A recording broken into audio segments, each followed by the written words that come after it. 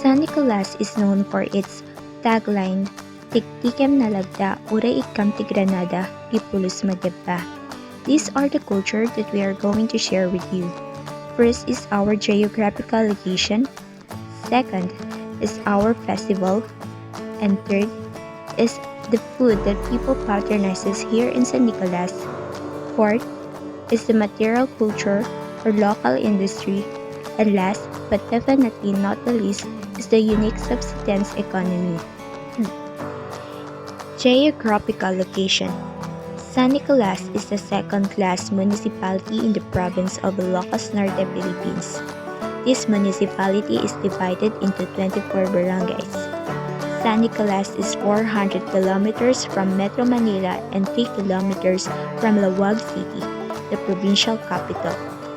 It is bounded at the north by Laoag City and a part of Surat, while at the east lies the main section of Surat and a fraction of Batak City. At the south is the central land of Batak City, while at the west lies part of Laoag City and Paway. The Mili Festival.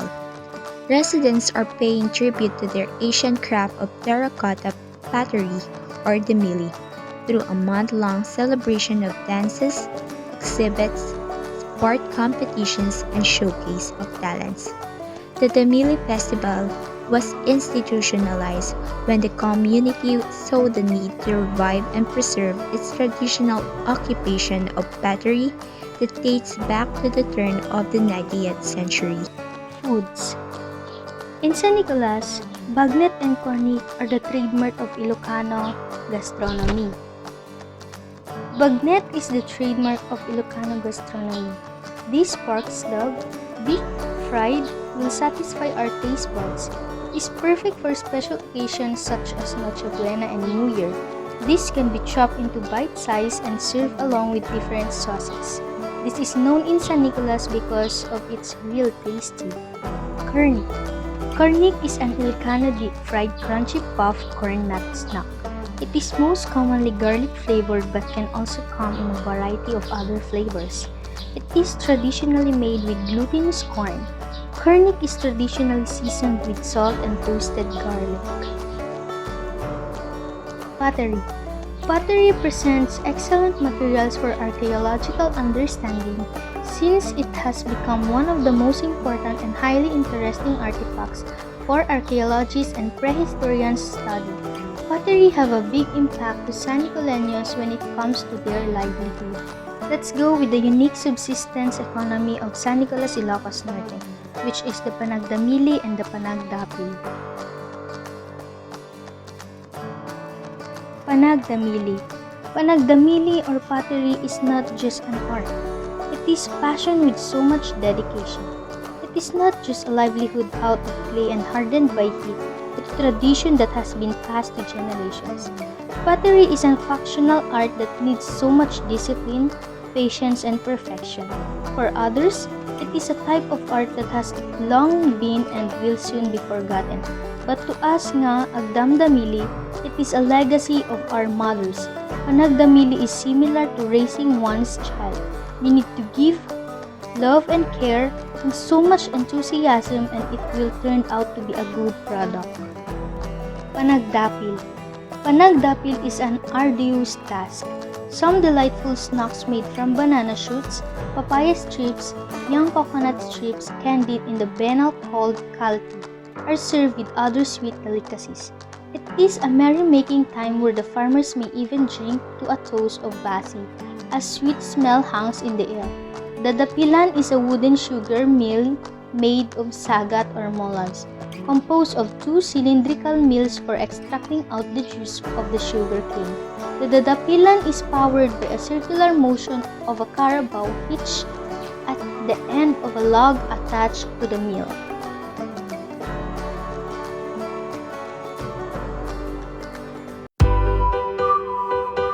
Clear blue waters, long walks along impeccable beaches, lush forests, bountiful and varied seafood scenes that always evokes images of top-notch tourist spots.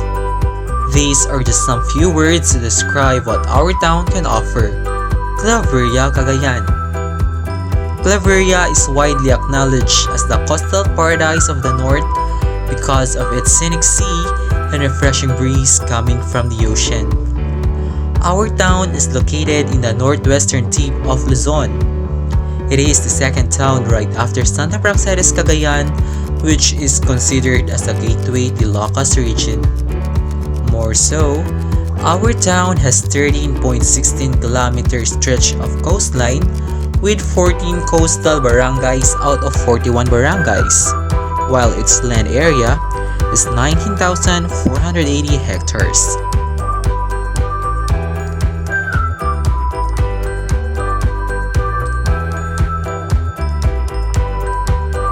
We celebrate two festivals, the Mangalap Festival and the Festival. These two festivals were a representation of Claveria's culture. Mangalap Festival is a festival that acknowledges the fishermen. Mangalap in Ilocano means to gather or get fishes.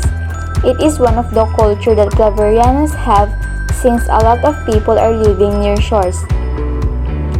The Palma Brava Festival, also known as the Labig Festival, is also celebrated. This highlights the labig trees we are rich in. This was used especially in building houses. Most houses in Claveria was built using labig leaves. Also, the huts that was established near the beaches that could used by the tourists. Just like a typical festival, we celebrate festival with a parade, presenting the highlights we celebrate in a year. Moreover, Claverianos are giving offerings in three legendary destinations in Claveria. The Lakay-Lakay, Baket-Baket, and Ubing-Ubing are well known. Giving offerings to these spots were believed exchanged to have a prosperous and long life and a masaganang ani to Claverianos.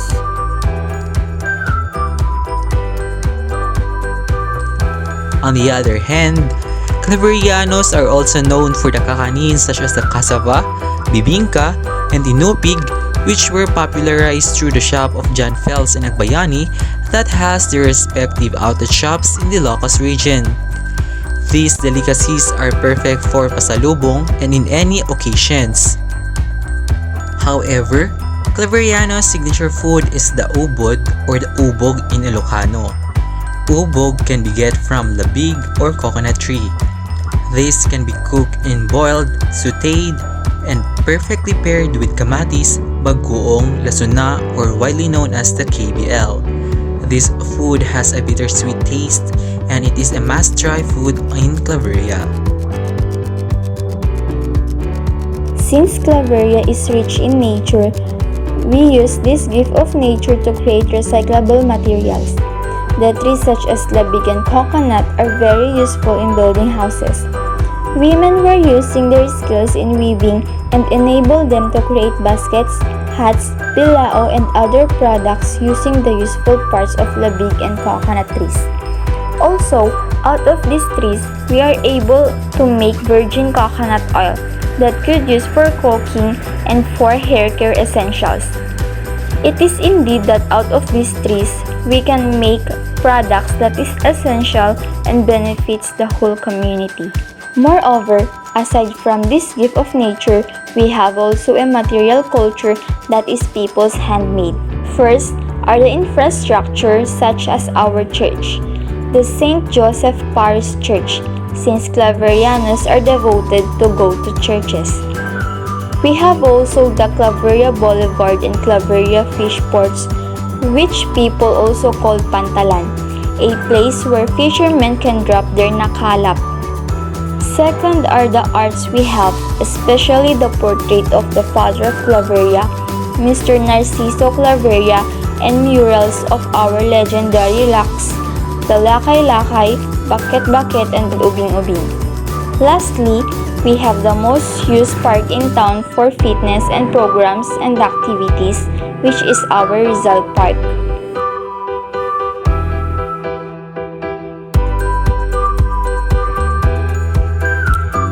Since Claveria is surrounded by ocean, people here in our place main occupation is fishing.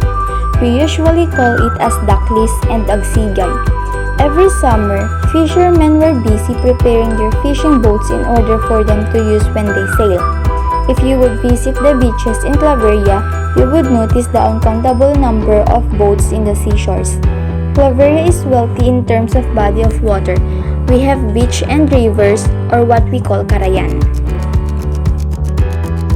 Our town is not just abundant in bodies of waters. We also have rich in mineral soils which sustain the main product of barangays who are away in the coastal area, which is palay. Farming is another main occupation in town. Farming takes a lot of hard work and it needs perseverance and patience. That is why people in town are notable wherever they go because they embody these traits.